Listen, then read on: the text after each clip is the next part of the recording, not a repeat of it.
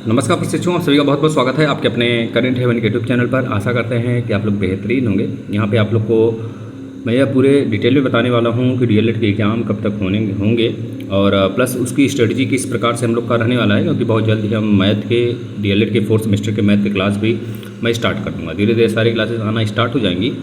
और बाकी जिन भी बच्चों को ये लग रहा है कि सर जो आपने कंप्लीट एक बार कोर्स करा दिया है वो कहाँ पे मिलेगा, तो मैं बताना चाहता हूँ कि बच्चों देखिए, अगर आपको सच में डीएलएड में पास होना है, क्योंकि डीएलएड बहुत ही हवा नहीं है कि नहीं क्लियर होगा, है ना।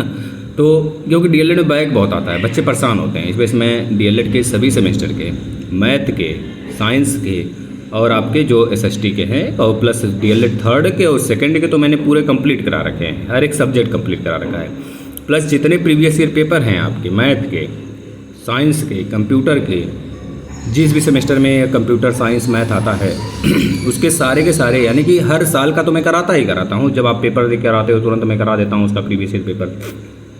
तो यह सब आपको प्लेलिस्ट में मिल जाएगा।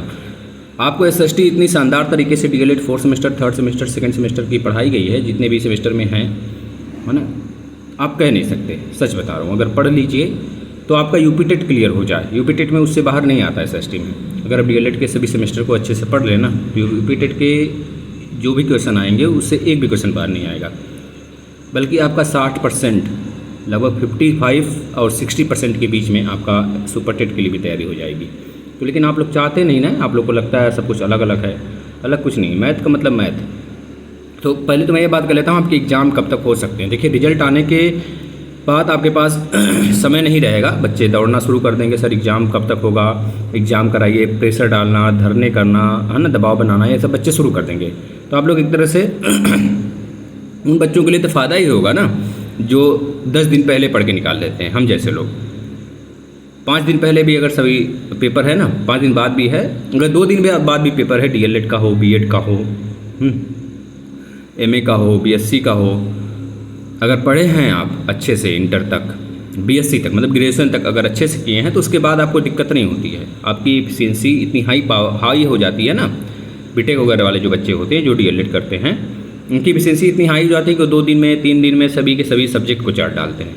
ठीक है ना। तो इस वजह से हमें बहुत ज़्यादा हुआ नहीं लेना कि डीएलएड बहुत बड़ा तीर है, नहीं क्लियर होगा। हाँ, जिनका बैक आता है तो उनके लिए थोड़ी समस्या है, क्योंकि अच्छे अच्छे बच्चों का बैक आ जाता है। जो बहुत अच्छे होते हैं उनका भी बैक आ जाता है। लेकिन अगर आपको विश्वास है तो कापी निकलवाइए। बहुत सारे बच्चे कापी निकलवाते हैं, वो पास भी होते हैं, क्योंकि भाई वो लीगल है, हमने किया है, आपने नंबर नहीं दिया है, तो निकलवा सकते हैं, इसमें कोई दौराया नहीं है ना। तो चैलेंज मतलब डंके की चोट पे आप बोलिए, फिर उसमें डरने की बात नहीं है। तो जो आपके एग्ज़ाम हैं रिजल्ट के तदुपरांत लगभग 2.5 महीने के बाद होंगे। रिजल्ट कब तक आ जाएगा? मिड सितंबर तक, सॉरी सितंबर हो गया ना, सितंबर का मिड अक्टूबर तक बच्चों। मिड अक्टूबर से पहले पहले एनी हाउ किसी भी कंडीशन में आ जाना चाहिए। जो यह प्रोसेस है इनका कहता है 3.5 महीने 3 महीने एग्जाम के बाद आ जाना चाहिए, उस प्रोसेस के अकॉर्डिंग बता रहे हैं। और खैर 10-5 दिन आगे पीछे हो सकता है, क्योंकि इनकी पॉलिसी ही ऐसी है, झूठ बोलने वाली और उस पर अमल नहीं करने वाली, है ना। अभी फ़िलहाल में मैं आपको बता दूं, अगर अब अभी पीएनपी के पास कोई और काम नहीं है डीएलएड के एग्ज़ाम कराने के सिवा, रिजल्ट निकालने के सिवा, है ना, कोई और काम नहीं है, अनदर काम नहीं है उसके पास। लेकिन फिर भी अगर आप पीएनपी के सचिव को भी कॉल करेंगे ना, अगर उठाएंगे तो पूछेंगे आप कि भाई बताइए सर कि डीएलएड के एग्ज़ाम कब तक होंगे, है ना, तो बोलेंगे, ऐसे पूछेगा बस कि एग्ज़ाम कब तक होंगे। भाई उनको पता है हम लोगों को भाई डीएलएड के एग्ज़ाम आपको कराने, तो डीएलएड के बारे में पूछेंगे। कोई अभ्यर्थी फ़ोन करेगा तो कोई पागल थोड़े है कि आपको यूपीएससी का चेयरमैन समझ लेगा, है ना। तो उनके लिए डीएलएड के लिए आपने कॉल किया, वो पूछेंगे पहले कौन सा एग्ज़ाम, सर रिजल्ट कब तक आएगा। अरे कौन सा रिजल्ट? अब भाई तुम इतने बेवकूफ़ तो इंसान नहीं हो, बेवकूफ़ होते तो वहाँ पे नहीं बैठे रहते उस पोस्ट पे। हम ही लोग से बेवकूफ़ी कर रहे हैं आप, बस यही चीज़ें हैं ना। तो प्लीज़ ये चीज़ें आप ना सोचें कि कब आपका एग्ज़ाम होगा। हाँ, लेकिन मैं आपको सटीक समय तो नहीं बता सकता, आसपास के समय मैं आपको बता सकता हूँ बच्चों। आपके एग्ज़ाम नवंबर के बाद आप आ जाओगे उस जोन में कि आपके एग्ज़ाम कभी भी हो सकते हैं, और नवंबर के पहले पहले आपके एग्ज़ाम डेट भी होंगे, सब कुछ आपके पास में होगा नवंबर लास्ट तक। और दिसंबर के मिड से पहले पहले में भी पूरी पॉसिबिलिटी है कि आपके एग्ज़ाम स्टार्ट हो जाएंगे। और इस बार के बाद जो भी सेमेस्टर होगा, उस सेमेस्टर में जो भी एग्ज़ाम, मतलब तब से उसके बाद वाले जो भी सेमेस्टर होंगे वो बिल्कुल सटीक समय पर होंगे, क्योंकि अब पीएनपी के पास कोई काम नहीं है पर डीएलएड के एग्ज़ाम कराने के सिवा, क्योंकि आयोग बन गया है। यूपी टेट हुआ, सुपर टेट हुआ, सब कुछ उसके हाथ में है। सारे एग्ज़ाम्स वगैरह और रन कराना जो टीजीटी के लिए है, प्लस और भी एग्ज़ाम्स है, तो वह अलग आयोग जो बना है वह कराएगा। इसके पास बस एक ही काम है अभी, ये तो समय से कराना चाहिए इसको।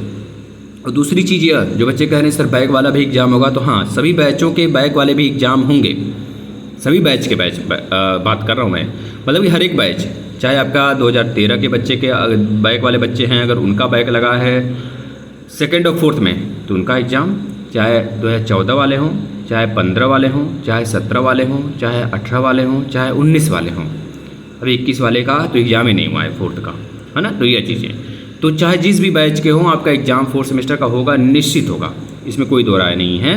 बैक वाले की मैं बात कर रहा हूँ। लेकिन जो प्रत्यावेदन वाले मेरे भाई बहन हैं वह कह रहे हैं सर 2 महीने पहले, मतलब कि जब भी वर्डिक्ट क्लियर हुआ था या सुप्रीम कोर्ट से कि भाई हाँ इनका एग्ज़ाम होना चाहिए, तो एग्ज़ाम आपका एक तरह से 2 महीने में हो ही जाना चाहिए। 2 महीने तो क्लियर हो गए, आपके एग्ज़ाम नहीं हुए, लेकिन आपके एग्ज़ाम जो मैं बात कर रहा हूँ बच्चों, आपके साथ में ही होंगे इनके। मैं उस समय भी बोला था कि देखिए 2 महीने बोल रहे हैं, 2 महीने बीत जाएगा भाई, 2.5 महीने होने को हैं लगभग। हाँ 2 महीने बीत ही गया लगभग, देख लीजिए तो जिस दिन वर्डिक्ट आया था। लेकिन आपके एग्ज़ाम का आता पता नहीं है, शेड्यूल ही नहीं है, सब कुछ काम कहानी ख़त्म है।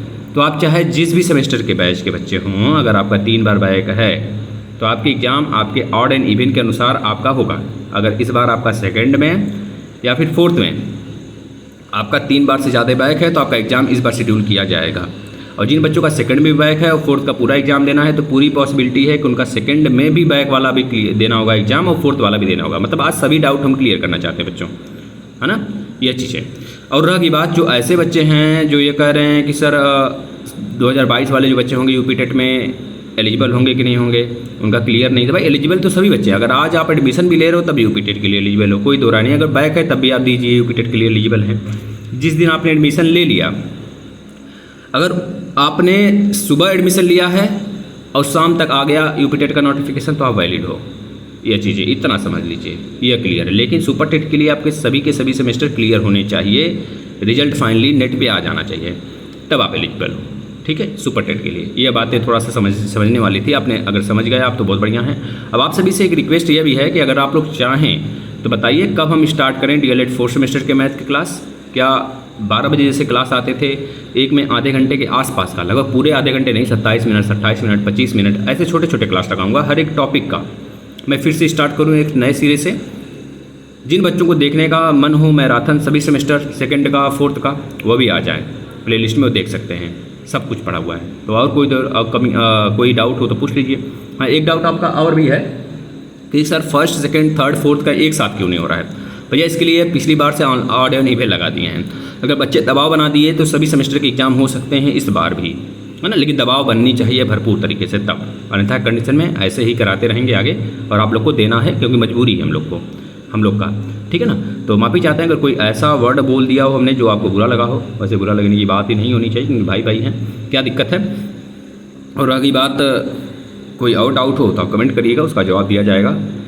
किसी दिन लाइव आते हैं और आपसे लाइव आके मैं बात करता हूँ। धन्यवाद।